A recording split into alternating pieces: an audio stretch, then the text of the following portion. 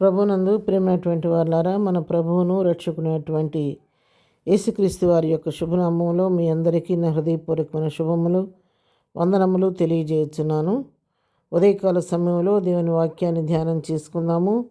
మన జీవితంలో మరొక నూతన దినాన్ని అనుగ్రహించిన దేవునికి మొదటిగా వందనాలు చెల్లించుకుందాం. ఈరోజు వాక్య ధ్యానం కొరకు మనం తీసుకున్నటువంటి లేఖన భాగం ఇర్మియా గ్రంథం 31వ అధ్యాయం 13వ వచనం. వాక్యం చదువుకుందాం ప్రియులారా.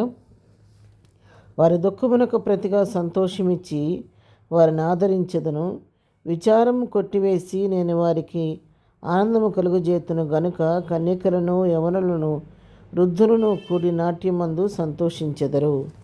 ఈ వాక్య భాగాన్ని మనం గమనించినట్లయితే దేవుడు మనకిస్తున్నటువంటి అభయం లేక వాగ్దానం ఉదయకాల సమయంలో నేను వారి దుఃఖాన్ని కొట్టివేసి దానికి ప్రతిగా సంతోషమిస్తాను, వారికున్న విచారాన్ని కొట్టివేసి వారికి నేను ఆనందం కలుగు చేస్తాను అని చెప్పి దేవుడు ఇక్కడ మనతో మాట్లాడుతున్నాడు. అవును, ఈ ఉదయకాల సమయంలో వాక్యం ఉంటున్నటువంటి ప్రేమైనటువంటి వాళ్ళారా, మనతోనే ప్రభు ఈ ఉదయకాలం మాట్లాడుతూ ఉన్నాడు. మీరు ఏ స్థితిలో ఉండి వాక్యం వింటున్నప్పుడు కూడా వాక్యం నీతో నాతో మాట్లాడుతూ మనల్ని బలపరుస్తూ ఉంది. నువ్వు ఏ స్థితిలో ఉండి నువ్వు వాక్యం వింటున్నప్పుడు కూడా దేవుని వాక్కు ఈ ఉదయకాలం మన దగ్గరికి వస్తూ ఉంది. ఏమనంటే, నీ దుఃఖాన్ని నేను కొట్టివేసి నీకు సంతోషం ఇస్తాను, దుఃఖానికి ప్రతిగా నీకు సంతోషం ఇస్తాను, నీకున్న విచారాన్ని కొట్టివేసి నీకు ఆనందం ఇస్తానని చెప్పి దేవుడు వాగ్దానం చేస్తున్నాడు. ఎందుకంటే ఆయన సమస్తం నుంచిటకు శక్తి కలిగిన దేవుడు, కుంగిన వారిని లేవనెత్తే దేవుడు, గుండె చెదిరిన వారిని బాగు చేసే దేవుడు, ఒంటరితనంలో తోడుండే దేవుడు, మన అన్ని పరిస్థితులకు ఆయన చాలిన దేవుడు. కాబట్టి ఎప్పుడు చేయబిడువక మనతో కూడా ఉండి మనతో నుండి మనల్ని నడిపించే దేవుడు ఆయన. మరి జ్ఞానంలో కూడా మరి పరిశుద్ధ గ్రంథంలో మనం గమనించినట్లయితే ఎంతోమంది దేవుడు ఈ విధంగా ఆదరించినట్లుగా మనం చూస్తాము.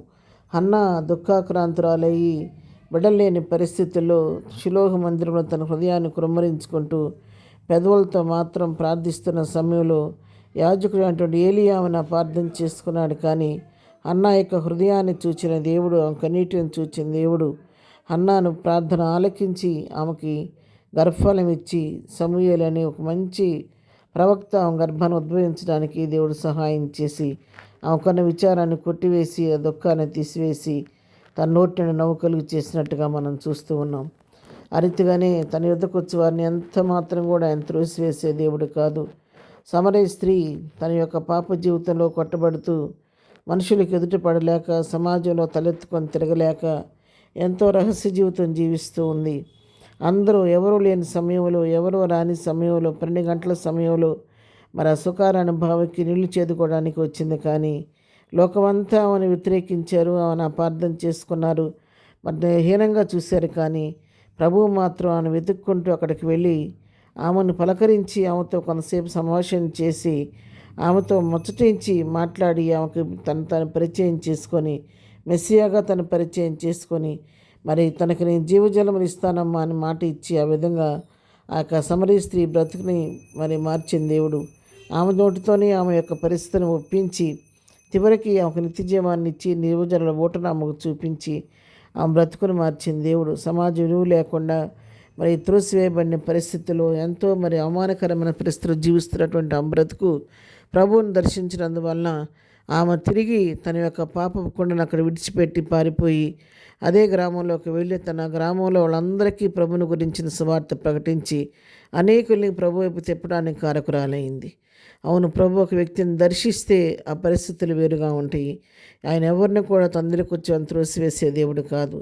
అరణ్యంలో హాగరు దిక్కుతోచని పరిస్థితుల్లో మరి బిడ్డ చనిపోయే పరిస్థితుల్లో నీళ్లు దాహానికి తాగడానికి నీరు లేక బిడ్డ చనిపోయే పరిస్థితిలో కుమారుని రాత్రి దూరంలో పడవేసి కన్నీరు కారుస్తూ ప్రార్థించినప్పుడు అక్కడ ఒక హాగర్ను కూడా విడిచిపెట్టకుండా హాగర్ని దర్శించి ఆమె కన్నీటిని కళ్ళను తెరిచి ఆమెకు నీటి బొటను చూపించి చిన్నవాడిని బ్రతికించి ఆమెకు ఇచ్చినట్లుగా మనం చూస్తున్నాం. అవును, మన దేవుడు మన అవిధేయతల్ని బట్టి ఎప్పటికప్పుడు శిక్ష విధించే దేవుడైతే నరజాతి నిలబడలేదండి. దేవుడు క్షమించే దేవుడు, కనికరించే దేవుడు. కాబట్టి మన అవిధేయతల్ని బట్టి చూడగానే కృపను బట్టి మనల్ని ఎప్పటికప్పుడు జ్ఞాపకం చేసుకుంటూ ఇంతవరకు మనం సజీవులుగా ఉంచి నడిపిస్తూ ఉన్నాడు. ఉదయకాలం ప్రభు వాక్యం వింటున్నట్టు మీతో నాతో ప్రభు మాట్లాడుతున్నాడు.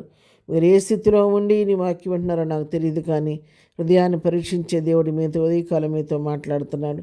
ఏ కృంగుదల్లో నువ్వు ఉన్నావో, ఏ దుఃఖంలో నువ్వు ఉన్నావో, ఏ విచారం నిన్ను ఏలుబడి చేస్తుందో, నీ ఆనందాన్ని దొంగిలించి వేస్తుందో, ఎవరు నేను అవమానకరంగా మాట్లాడుతున్నారో, అవమానకరంగా త్రోసివేశారేమో, నీ హృదయం నిండా విచారంతో నిండిపోయి ఉన్నామేమో ఒకవేళ ఉదయకాల సమయంలో. కానీ దేవుడు నీకు అభయం ఇస్తున్నాడు. నీ విచారాన్ని కొట్టివేస్తే నీకు ఆనందం ఇస్తానంటున్నాడు. కాబట్టి అశాశ్వతమైన మనుషుల ప్రేమ కొరకు తప్పించొద్దు, కానీ శాశ్వతమైన ప్రేమ చూపే దేవుని వైపు తిరగండి. మీ ప్రతి భారాన్ని ప్రభు పైన మోపండి. మోపినప్పుడు ఆయన మీ భారాన్ని తేలిక చేసి, మీ కన్నీటిని తుడిచి, మీ భారాన్ని తేలిక చేసి, మరి మీ విచారాన్ని కొట్టివేసి, మీకు నోటి నిండా నవ్వు కలుగు చేసి, మీకు ఆనందం కలుగు చేసే దేవుడై ఉన్నాడు. ఆ విధంగా ఉదయకాల సమయంలో ప్రభు సన్నిధిలో ప్రార్థిద్దాము. మన భారము, ప్రతి ఒక్క సమస్యను ప్రభుకు అప్పగించుకుందాము. మన సమస్తాన్ని ఎరిగిన దేవునికి మన జీవితాలను అప్పగించుకున్నప్పుడు ఆయన మనకున్నటువంటి దిగులు, చీకు, చింత, విచారాన్ని కొట్టివేసి మన జీవితాల్లో, మన కుటుంబాల్లో, మన హృదయాల్లో సంతోషంతో నింపుతాడు. కాబట్టి అటు విధంగా కృపాసన వద్దకు వెళ్ళి ప్రభు దగ్గర నుంచి మేలు పొందుకుందాం.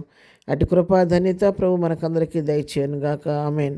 ప్రేమ కలిగిన తండ్రి, పరిశుద్ధుడైన మా ప్రియ ప్రభువాని పరిశుద్ధ పాదములకు వందనాలు. ఉదయకాల సమయంలో వాక్యం వింటున్నాను ప్రియులైన బిడ్డలందరిని బట్టి నీకు వందనాలు నాయన. విన్న వాక్యం అందరి హృదయాల్లో భద్రపరచబట్టడానికి సహాయం చేయండి. మరి వాక్యాన్ని ప్రభనైనా తమ హృదయాల్లో నెమరవేసుకోవడానికి సహాయం చేయండి తండ్రి. నీ స్తోత్రాలు. వాక్య ప్రకారం జీవించే కృప మాకు అందరికీ దయచేయండి. మా విధేయతల దోషాలు మన్నించండి. ఏదో ఒక సమస్య మనం నిలబడి చేస్తూ ఉంటుంది. మా జీవితాల్లో ఉదయకాల సమయంలో ప్రతి వారికి నన్ను విచారం, దుఃఖాన్ని తీసివేయండి. వేదన, బాధన, చీకు, చింతను యేసునామమున దొళ్ళగొట్టిన ఆయన ప్రతి వారికి కావలసిన సంతోషం కలుగు చేయండి, ఆనందం కలుగు చేయండి. ప్రతి వారి హృదయంలోని విచారాన్ని కొట్టివేయి ప్రభా. నీ సంతోషంతో ప్రతి హృదయాన్ని నింపి నీ కృప పాత్రలుగా చేయమని ఇద్దరుని బిడ్డలు చేస్తున్న పని పాటలు తోడుగొనండి. వెళుతున్న రాకపోకల్లో మీరు తోడుగొనండి. ప్రతి ప్రయత్నంలో సఫలత దయచేయండి. అన్ని విషయాల్లో మీరు తోడుగొనండి. ఇటువంటి మాకు తెలియ కూడా మా జీవితాల్లో పొంచున్న ప్రతి విధమైన కీడు నుండి తప్పించండి అని. ఇదివరకు ఎగ్జామ్స్ రాస్తున్న బిడ్డలకు జ్ఞానం దయచేయండి. చదువుకునే బిడ్డలకు జ్ఞానం దయచేయండి. బలహీనందరిని ముట్టండి, స్వస్థపరచండి. ఇద్దరు దేవునితో నింపి నడిపించమని యేసు నామములో ప్రార్థించడిగి పొందుకొని ఉన్నాము తండ్రి. ఆమెన్. ప్రభు కృప సదాకాలము మనందరికీ తోడై ఉండి నడిపించడం గాక. ఆమెన్.